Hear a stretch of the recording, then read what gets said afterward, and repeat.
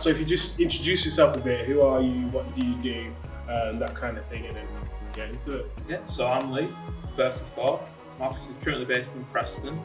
I run a video game company at the moment where we fulfill video games across Europe. Been very busy with that since 2008, and now I'm in the process of launching a functional coaching company. So that will be based and operating out of Preston, and offering services across the Northwest and going nationwide at a future point in time. Okay. Oh wow! So you've done quite a lot there. So you said you've got a business and you're launching a new business as well. Yes. So tell us a bit about what was your childhood like growing up? Where did you come from? Tell us a bit about your background. So yeah, my background is quite interesting. I grew up in Bolton. My dad is of West Indian origin and my mum is English. So I had all the joys of having two different cultures while growing up. I've got two younger brothers. So I was a studious young man. I quite like reading. Okay. I like researching. I like books. And I quite like, trying to do well at school. Yeah. Because I came from a background where both my parents are intelligent people, but they really wanted me to be the first person to go to university. Oh, right. Because neither of them had the opportunity. Oh, wow. Okay. And they felt that would be the way for me to propel myself further than they'd managed to get and live a life better than they had. And it would open up opportunities for me to, possibly develop myself, travel the world, and really kind of pick a path beyond what they had the opportunity to have. I enjoyed my time at school. I wasn't particularly the most active and sporty child. I found myself quite often with my head in books, and there's always a joke about the fact that I used to read the encyclopedia. Did you really? I really used to read the encyclopedia. My parents had bought me a children's Britannica. Wow. And I just sat there like, Yugoslavia, this is interesting. Like you do. I just kind of found myself taken away in a world of facts, and I kind of used to take myself away into how do we even exist? And deep questions, which for an 8-year-old sometimes is quite funny. And you mentioned your parents. So are your parents, were they entrepreneurial at all? Did they get involved in business or anything like that? So there's not really much of an entrepreneurial pathway through my own family. Oh wow! My dad was an engineer. So he took a very traditional path following my granddad, who also, when he came over from Jamaica in the 1960s, worked in heavy industry until he retired. So my dad kind of followed the same path. Having found it quite challenging at school because my dad is dyslexic. So he did have some challenges at school, but he came out and he worked really hard, worked his way up through different engineering jobs. Unfortunately, he got made redundant, so then he went working for the local council, where through different jobs, as he moved on through the council, he's now with a primary school, but he's still within local authority today. And my mum has always had a passion for looking after children. So she has worked as a nursery nurse. She's worked with disabled young children, and now she works as a maternity nanny. In terms of setting a business, I was the first one in my family to go to university, and then the first one in my extended family to set up a business. So I really I breaking many records. I didn't really have a precedent to go off. So Yeah. I had to extend my network out for help. Because my family are lovely people, but they weren't able in a position to give me a lot of advice in setting up a business. But then it seems like your parents have had, the way you talk about them, it seems like they've had a big impact. It might have not been exactly go and start a business, this is how to start a business. How do you feel like they have impacted you to do the things that you've done up until this point? Okay, so I felt they've really developed and fostered a sense of curiosity and a sense that you could really forge your own path. And I think the other big thing I can take from it is that they've always been employed.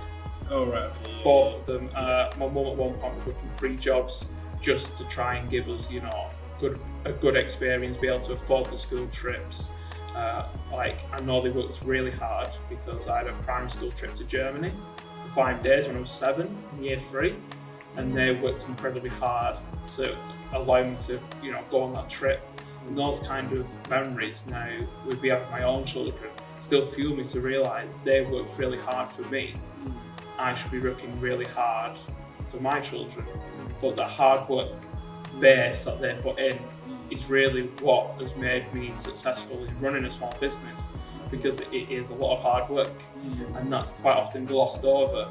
But that mentality of work really hard and rewards will, come if you work hard consistently over a period of time. I feel that those are the two things that really taken from my parents. Okay. So you mentioned you went to university, so obviously you're the first in your family to actually go to university. Yeah. So what did you study in university, and why did you choose? Okay, so after finishing my A-levels, I didn't really have a direct and clear career path that I was looking to follow. And again, my parents, they weren't in a position to give me a lot of career advice. Yeah. They just wanted me to go to university and find my way myself. So I really enjoyed business when I started doing it at GCSE, and I took that through to A-level and still enjoyed it. And I did kind of see myself, when I was 7, I'd set up a stall in my street selling things. So it kind of appeared that actually I was a bit like that in terms of I want to sell things and work around things and kind of have something that I could call my own and shape it myself. So when I went to university, I decided to study international business. How was that transition from university? I know you worked a few jobs and then got into business. What was that transition like? So, the transition was interesting. When I finished university, I went to see a business advisor about the possibility of setting up a business in the video game industry, where I was looking to go. And I did want to do something in terms of stock management and wholesaling.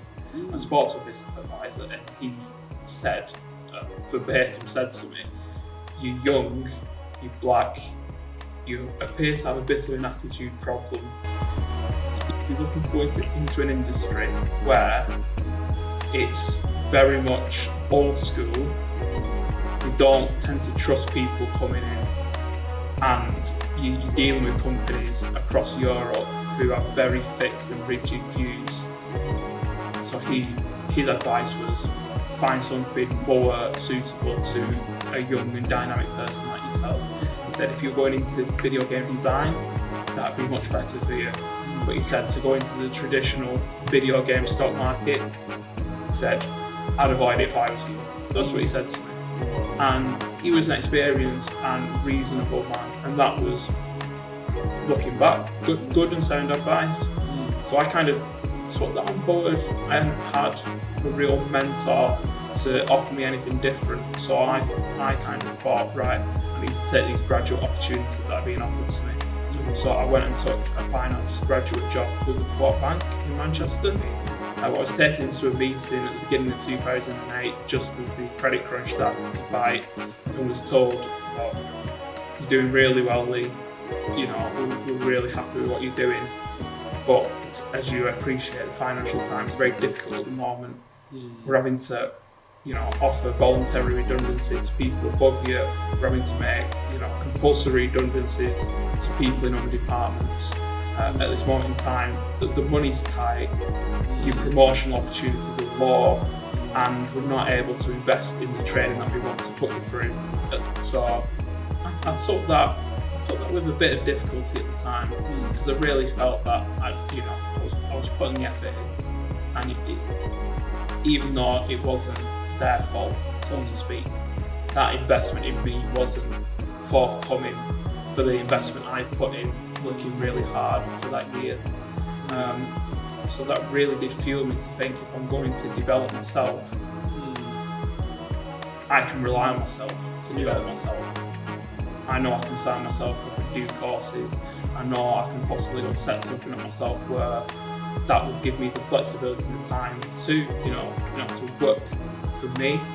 And I've seen a quote from Jim Rohn, who was an American personal development tutor in the 70s through to the 80s. And his quote was, if you spend more time working on your job than yourself, you'll always be an employee and you won't have the life that you want to design. But if you work harder on yourself than your job, you'll find where you want to go. So that really kind of chimed with me at the time. Yeah.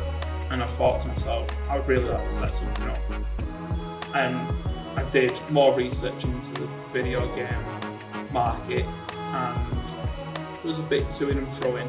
But in the meantime, I decided to move to Bolton Council in a support development role, just because it was a lot. It was a job that was paying slightly less money than the quad, but it was a lot closer to where I was living at the time. So it was a lot easier to get to, and a much easier job with the plan that I could then use that extra energy and capacity that I had to set something up myself. Okay, so you moved to the co-op. So obviously you moved to the council now, because it's kind of like it's going to be a bit easier, so that you can focus on this business. So how did you go about actually starting? What was the first thing you did? So now you know, I want to go into this industry, I want to do this. So what was the starting point? Yeah, so actually it was quite interesting because it all came about from a rather obscure direction. So I had bought a lot of toys before Christmas, thinking I was going to go into e-commerce and maybe video games was a bit out there, maybe what the advisor said was correct. So I bought a container of toys and decided, okay, I'm going to try and go all in here and see what happens. And I quite quickly found that toys are great before Christmas. They sell quite well, but I bought toys that were quite big. And the shipping and the logistics of organising, getting them out to the people who bought them was a lot of work, and the return on the capital employed wasn't great. So I was like, this is hard graft, but it's working. But I'm learning on the process, and I'm all about learning and seeing what works and what doesn't. You've got to make those mistakes. There's so much learning to be taken from that. But at this particular time, it was coming up to Christmas. My girlfriend at the time said, "Oh, I know you like computers. You haven't actually got a computer yourself, so I'm going to buy you one and some games for Christmas." So I was like, "Oh, that's all right." I imagine I quite enjoy gaming. But what happened is she actually bought me an Xbox and some PlayStation 3 games. Yes, it makes so much sense. And then proceeded to tell me, I think I've messed up, and I'm not sure where the receipt is. What can you do about it? So I said, okay, she was a lovely girl, but again, mistakes can happen. So I said, if you give me the games, I'll try and sell them. So I've got some feedback now through these platforms selling these toys, and we'll just see how much we can sell them for. We should be able to make back what you spent, and then I can buy some Xbox games and everything will be great. So I listed these few games and they sold incredibly quickly for a lot more than she'd paid for them. And that just set off a light bulb moment, because games are very easy to post, very easy to store, and they go incredibly quickly, especially if you've got the right titles at the right time. And at this point, I'd moved back from uni and was actually living back with my parents.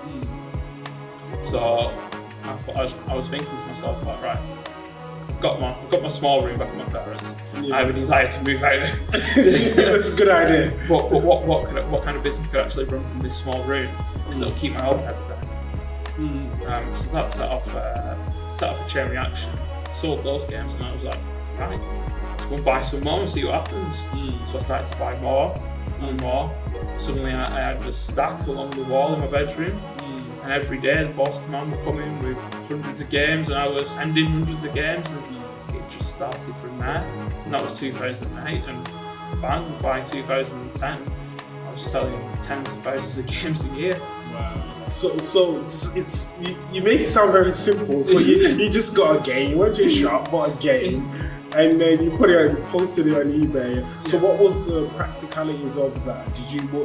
Was it just like literally post it up and say, okay, did it have to be, how did you learn how to do that? Was it like the right kind of games based on what was coming out that season or whatever? Yeah, so what I kind of found for the first 6 months it was quite hit and miss Okay. as I learned what worked and what didn't. Okay. Those initial few games went on eBay, but what I found is eBay was very variable. Okay. Obviously, with it being naturally a second-hand platform at the time, new stuff could go for prices in between. You know, they could go for £30, they could go for £20, and I felt that variability wasn't sustainable to the business model. So I decided to list on Amazon, where you could set a fixed price for a new game. And also PlayTrade, which was a marketplace with a fixed price model. So I could use those fixed prices to function and work out the margins. So at this point, I decided to find out how I could increase the margin and how I could decrease the unit cost. Actually, just very quickly, just before you get into that, so at this point you're buying your game from just normal retailers. Yeah. So you don't have any special suppliers. Yeah. So tell me this, so why couldn't people that were buying from you online just go, Yeah. So what was happening is they were loss leader in products quite often. So there was a large price variability. So a game would drop down from £30 to £18. They would sell a certain amount of stock as they got the traction, and then they put the price back up. So the actual main part of my job was sourcing when this happened. I got to a point where for each individual retailer, I would know what time these price changes would happen. So I would be there. So as you can imagine, game.co.uk, they would change the prices at Wednesday at 1.25. And it got to the point where I knew when the price changes would be. Now, for some of the real big discounts they would put on, these might be out of stock or back up in price within 10-15 minutes. So the window of opportunity was small, and there were other people doing similar things to me. But over time, they started to fall off, and I ended up also finding it became quite difficult, and that's when I pivoted the business model to start using wholesalers. So it's a very dynamic industry, and lots of things have changed, and lots of things are continually changing. But yeah, I used that, but also I was using discount codes, cashback websites, buying the stock with business cashback credit cards, and then paying them off in full before you paid any interest. So I was finding so many angles to decrease the unit cost and increase my margin that I was getting an advantage over competitors who weren't doing the same thing. So when did you learn all of that? Did you learn all of that when you were at uni, or where did you learn all of that? How to you leverage all of these different things to increase your margin? So what I kind of did is take little snippets from the accounting side and the marketing side that I learned at university. But really a lot of it was on the job, learning as I went along.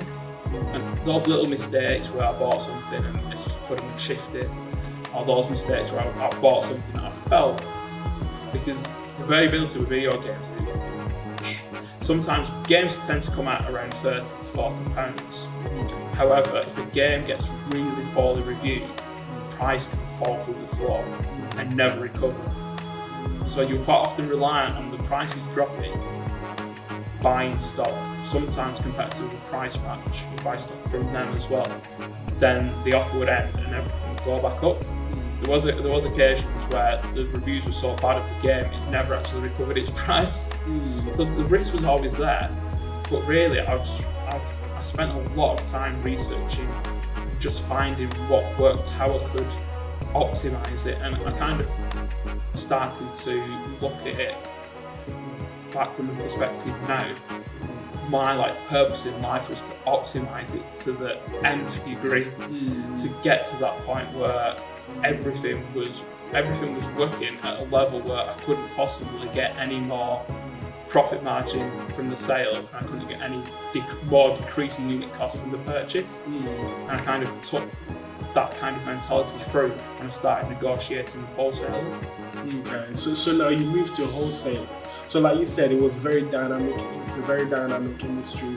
And from what you said initially about this business advisor that you spoke to, it sounds like there's a certain kind of person. So how did you manage to break through the different barriers and to be able to build the connections that you now have to be able to run the business? Yeah, so to kind of take what he said in terms of the trust and you're young and you've got an attitude problem. If I'm honest, I probably was a little bit, I was a student still then. and really, it took me 5 years to break into that network, which is probably what it takes. Is you need the credibility. You need to see that you've been operating in space for such a period. You need the exposure. So they need to know that you're not going to disrupt the market, because it's a market that's very finely balanced, especially where I'm operating at the moment with the Europe to Europe fulfilment.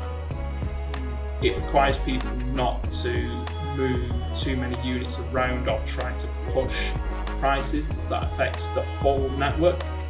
So there is an element of trust in that, and it really did take me speaking to people, building relationships over years, people seeing the work that I was doing, and kind of seeing and kind of following.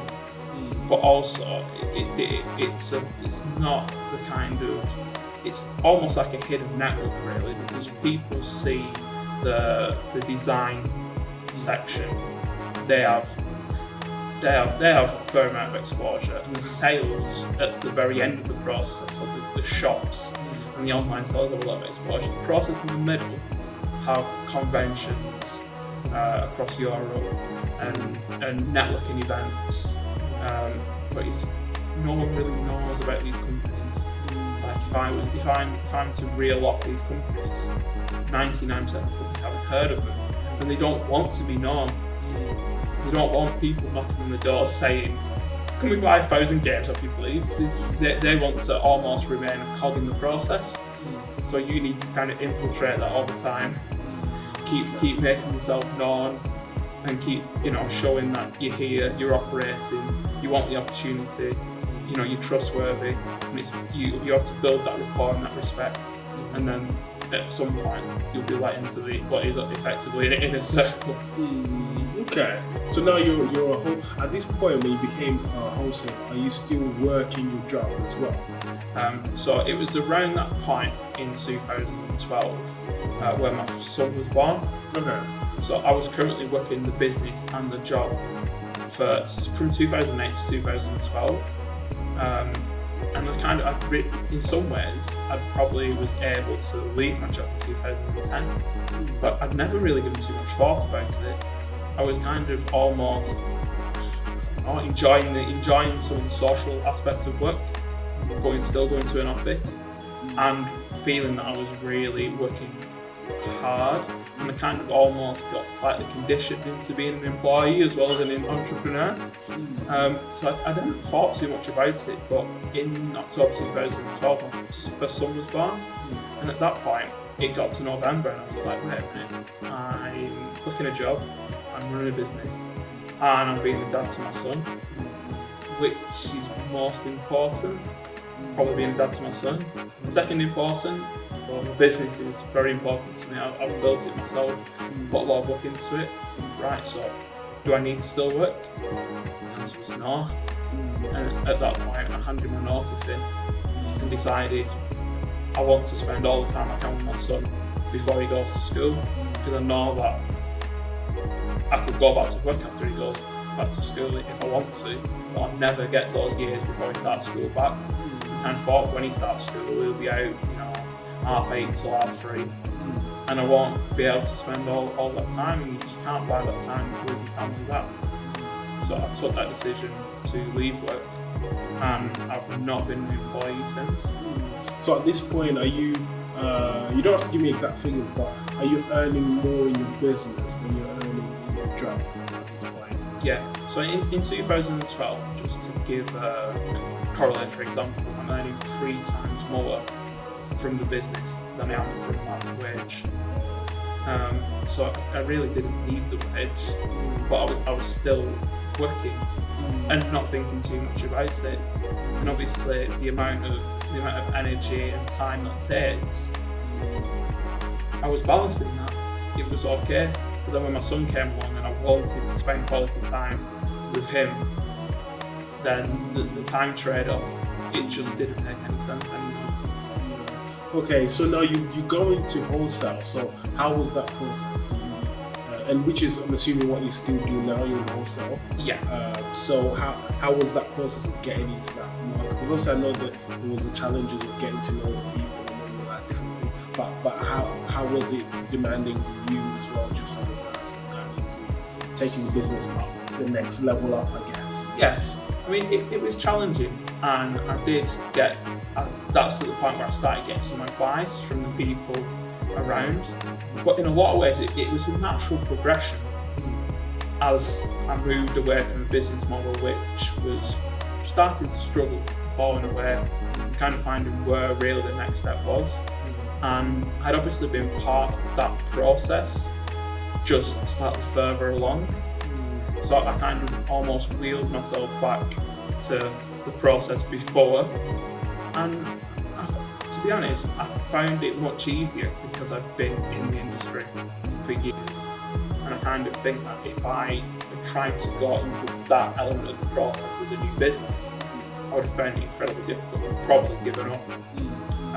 But the connections I had and the people I'd already spoke to, and the companies that I'd started dealing with, who'd seen me and heard of me and knew who I was, were much more willing. When I approached 2 companies to start with, and one of them accepted an account with credit straight away, simply on the fact that they knew I'd been trading. I had a lot of good feedback, and they were actually aware of me before I applied.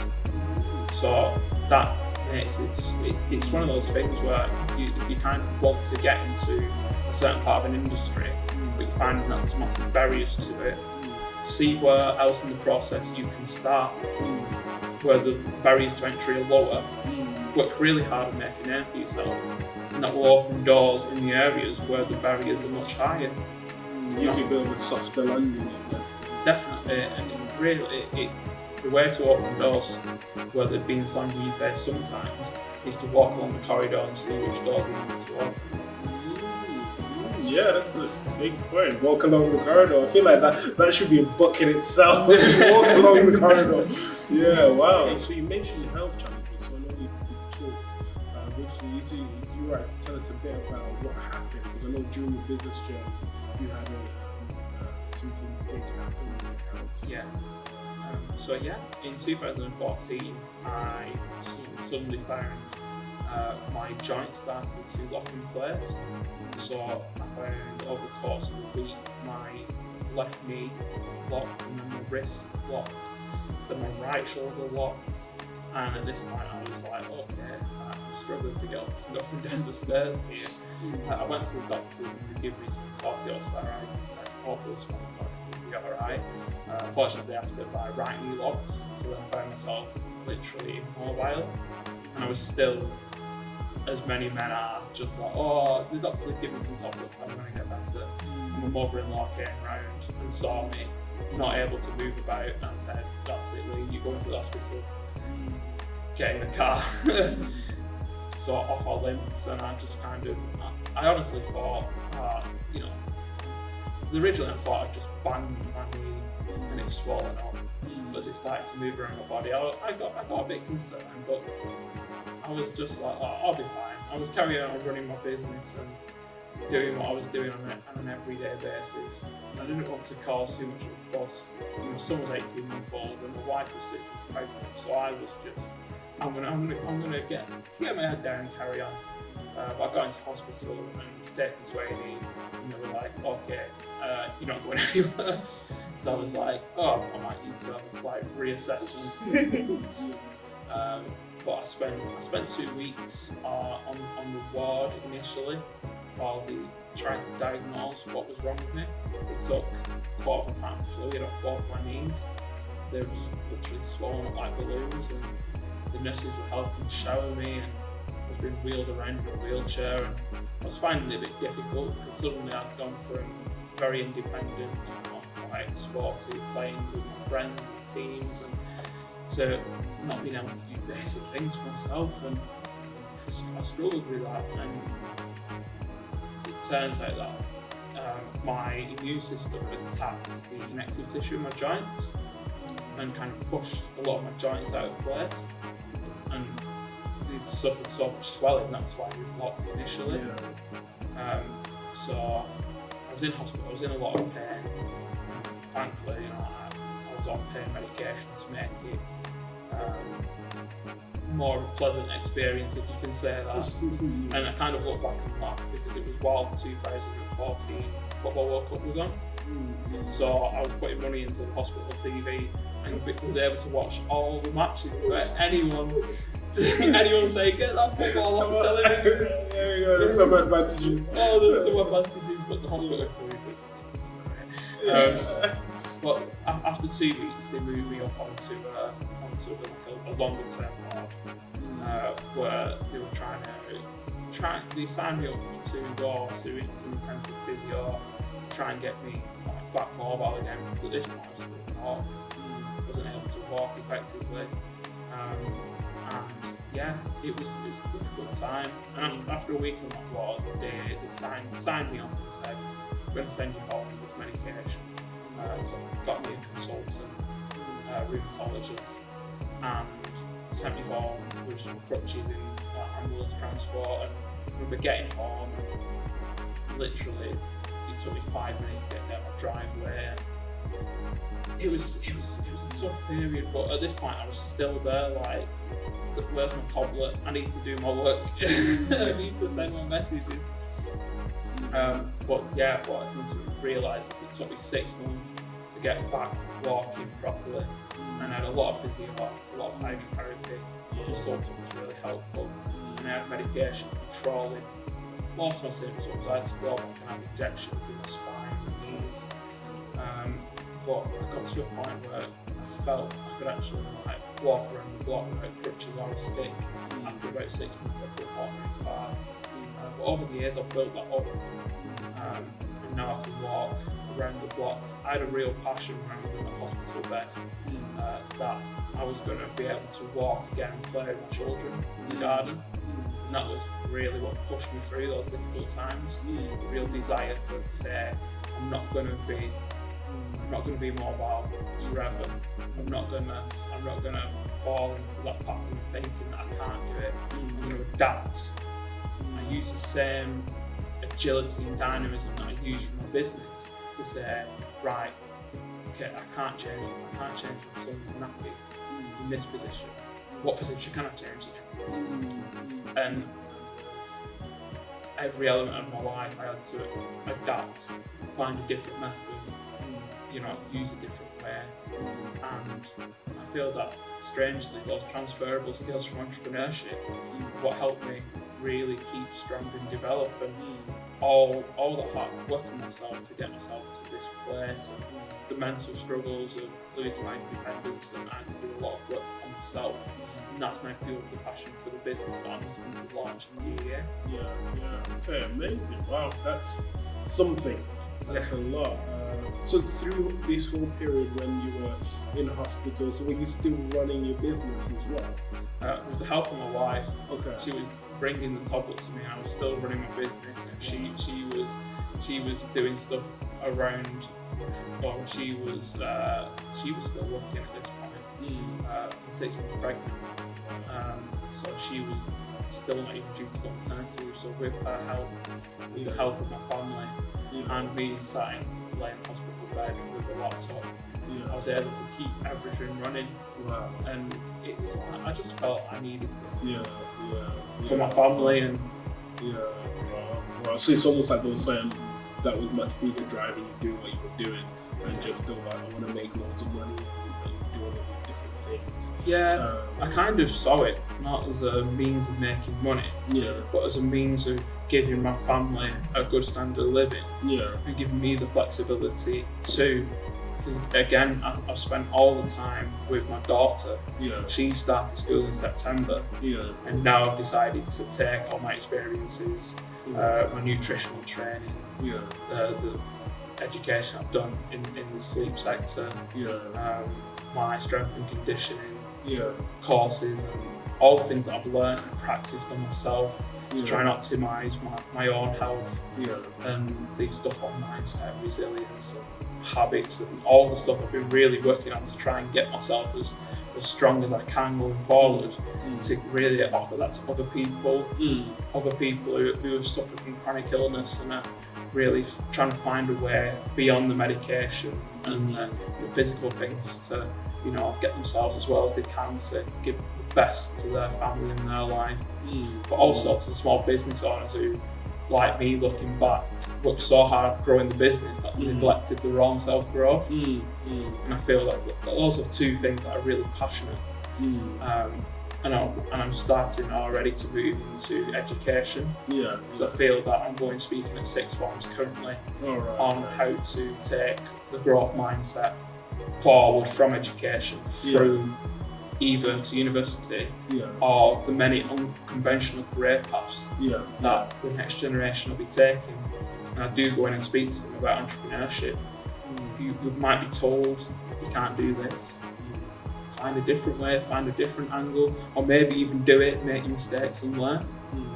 And I really feel like giving back to the next generation, because education is great and you learn so many different things, but those life skills, I don't believe that education prepares you for some of the skills that you need every day going through, and that's real passion. And finally, I'm starting to look at the possibility of going into companies who already have a high level of employee engagement and offering training around optimising performance and productivity for employees who are finding things quite difficult and could do with a well-being boost that will, not only increase the performance at work, but increase the performance in every area of their lives. And I feel that the packages that I've made and the resources that I've built, all the training that I've done can come together and really give people something that, will help them start to reach their potential, find their own purpose and their own desires, and kind of, define a definition of success for themselves and start supporting and working a pathway towards it. Sounds amazing. So the company is called, your t-shirts on, you can say yourself, Essentialise Functional Life Coaching. Yeah, there we go. So have you started already? Have you launched this new brand, or are you yet to launch? So we're currently in the launch phase. Looking to launch first quarter next year. We've been doing a lot of work getting feedback on the resources. And kind of seeing how it takes. I've already been out speaking in education, in businesses, and getting a lot of feedback on what small business owners feel are the issues, what's the stone in the shoe for them that they're finding every day is irritating them, and finding out what areas they tend to neglect. I've been going to growth accelerators to find businesses who are now looking to go to the next level, and really it's like when they distill what's the most important thing they can give to the business. It's also important for them to distill what's the most important aspects they need to improve themselves. There's so many devoted and hard-working small business owners spend so much time in the business, and the business grows, but if you get the element where ultimately the business is growing, but you don't grow as much, you get a slight disparity in identity, and you quite often don't feel like a success. They have a very successful and very powerful business, but their identity is not grown to the same level, so they can actually feel like they're not as valuable as they actually are. So it's about building that understanding, but also if we're working a small business and we're making it grow, what are we growing our small businesses for? And usually it's for our own purpose, our own passion. For me to provide a good living for my family, to help other people.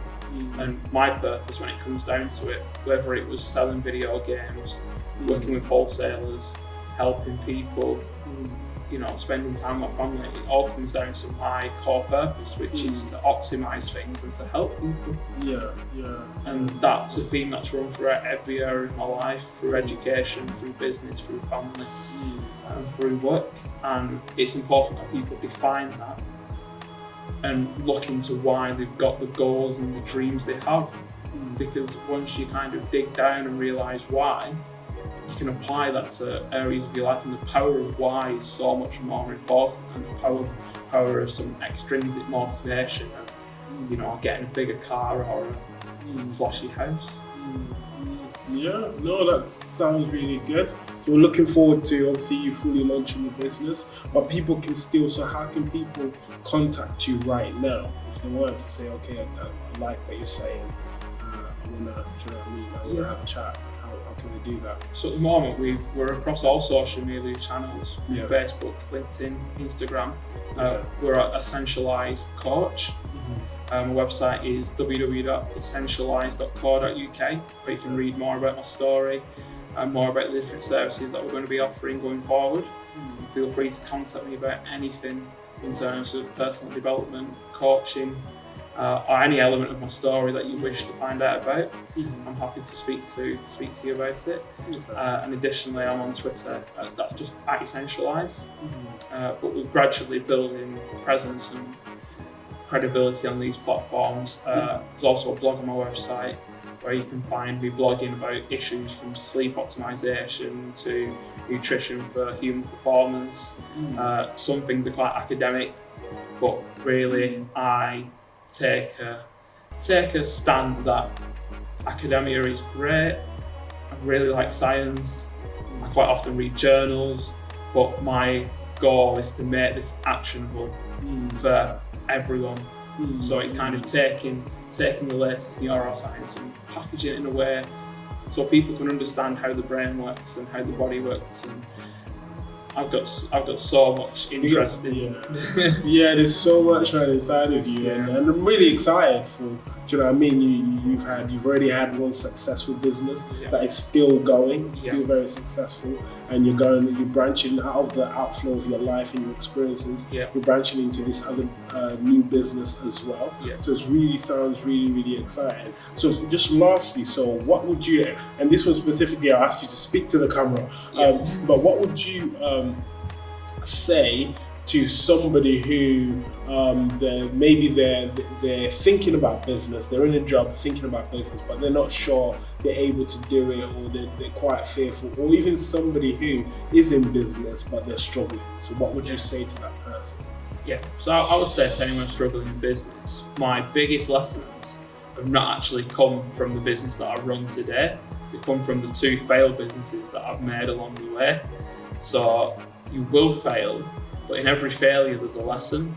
And the beauty is, if you really dig in to find out why you're running your business and it chimes with your passion, you will find a way to make it happen. I would advise anyone to get outside feedback, but not always to listen to people. In the same way that a businessman to give me what was good advice, if I'd listened and conformed, I wouldn't be in the position I am today. So I would recommend anyone who's interested in entrepreneurship, research, implement, try, fail, iterate, go back again and see what works for you. But you definitely need to have that desire, and that if you wake up in the morning thinking, I want to make a difference, I want my business to work. If you can achieve that level, then you'll find that you'll be a success at the end of the day. Yes. So there you have it, guys. It's Lee.